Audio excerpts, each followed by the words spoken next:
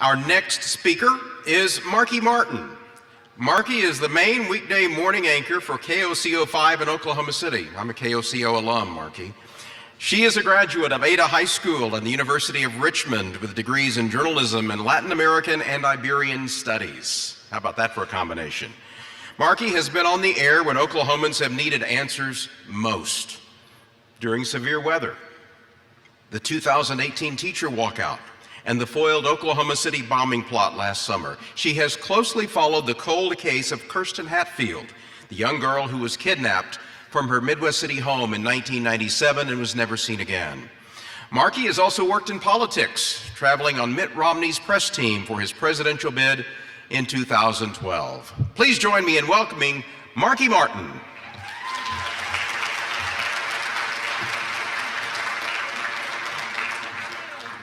Hey, good evening, everybody. How we doing? Got someone over there. Thank you. An amazing crowd tonight. And one thing I noticed earlier, we had all the recipients come up here and introduce themselves. Could we give a standing ovation for them tonight? Their families, the companies that have made this possible. This is impressive.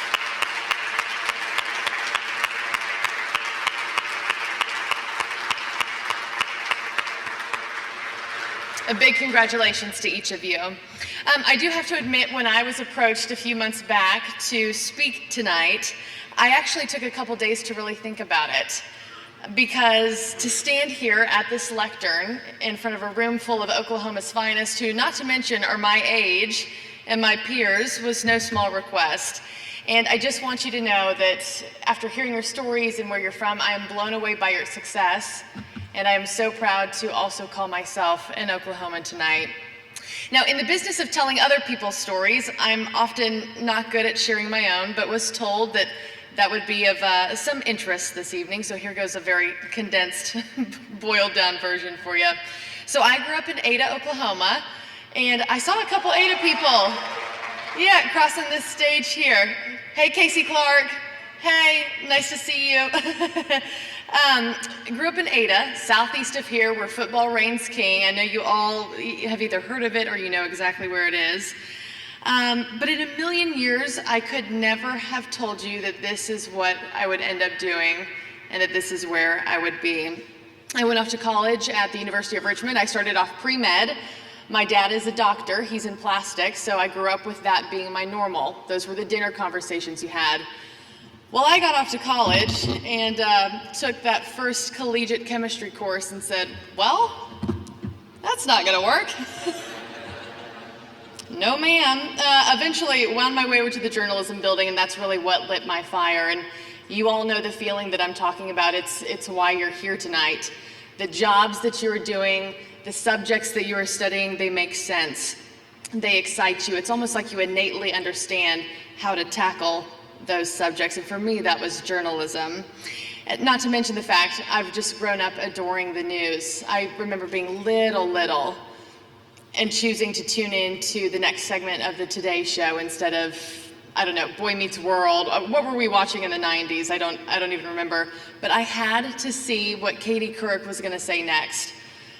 And she was gonna come back from break and explain this newfound technology called the internet and the @ symbol and how it was gonna change our lives. And so that's where I was. I won no cool points as a kid. I'll just tell you that much. But I didn't start in TV. After graduation, I traveled with Mitt Romney's press advance team for his 2012 bid for president. And I will say it was just an adventure. When he turned on a rally of his, I had helped design that, coordinated with the local and national press who got one-on-one time. And I don't know if you heard, we lost that campaign in 2012. So I was immediately unemployed the next morning and then found myself working a short stint at the Atlantic and the National Journal in DC, planning the 2013 White House Correspondents' Dinner. And I'll just say, wasn't happy there. That job didn't end up being what it was marketed as, and I needed to make a change. So that's when I said, it's time to go back to TV. So I did a year and a half at the NBC station in Denison, Texas, and then in a month I will have been here at KOCO5 for 4 years now. I was a main morning anchor for a top 40 market by the time I was 26. Let's talk about age, shall we? because after all, this is the under 30 event. And so often we tell ourselves, or we are actually told by somebody, you are too young. You're too young for this role, for that promotion, too young to understand big world issues. Markie, people aren't going to listen to you. You haven't done this for long enough yet.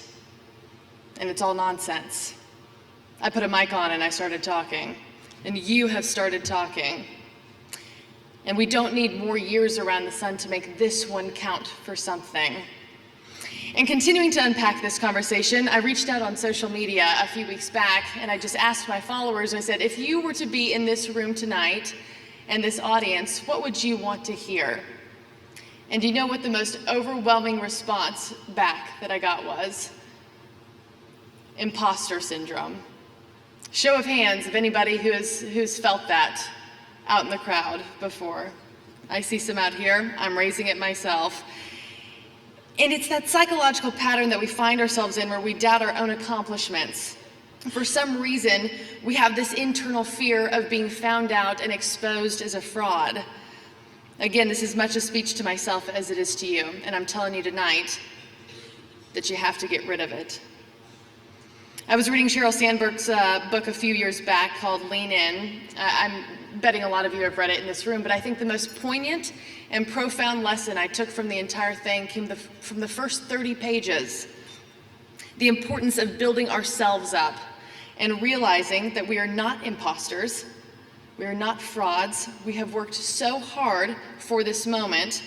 And for those of you here tonight, you have cemented your place in your community and in Oklahoma and in the world. We have to unapologetically own the things that we have done in our lifetime and just be unafraid to share those things with others. And I think so often as humans, and females especially, we're wired to train to deflect compliments, congratulations, not be openly proud of ourselves. I've talked to a couple of you this evening who have done the same thing. I won't name anybody by name, but I went up to someone earlier, I said, congratulations. He said, oh, somebody else must have called out sick for me to get this. No, you worked for it, and you know who I'm talking to back there.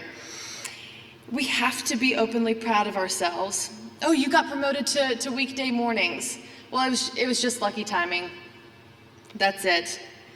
Chris, you brought in that huge deal that you've been working so tirelessly on for months and months. Well, it was just a small deal. The rest of the team had much bigger deals.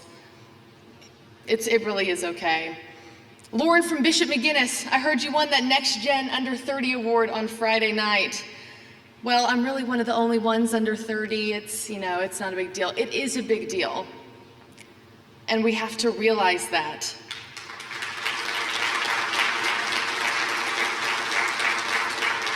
It matters, and you matter. So instead of diminishing our achievements, the next time somebody congratulates us or you on a job well done, I challenge us to say thank you and then affirm that we have worked our you-know-what's off to get here.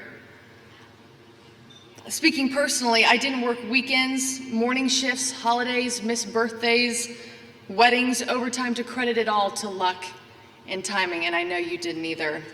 It is more than that. You have worked your entire life for this moment, and the exciting thing is that this is just the start, and I can't wait to see where all of us go from here.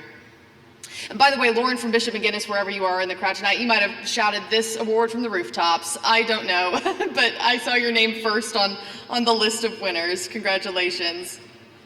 Now, the jobs we have, the people we are serving will stay with us forever in some way or another. And we are doing it in the greatest state. Continue to create value for yourself. For each of us, that looks different. It carries a different meaning. For me, I ask myself, how can you help people? And how can you give back? And television was my answer.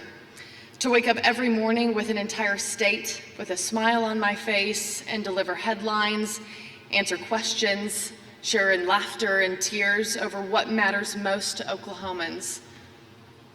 That's what was important to me. And after all, isn't that what life is about? It's just that human connection with others? I think so. I also think this is about the time where my producers would get in my ear and tell me to rap, like hard rap, because you've outstayed your welcome here. But with that, I'll end it here, and I'll just leave you with this. A job well done, my friends. Your missions are admirable, and tonight I'm just grateful to be the one to champion your story. Thank you, and good night.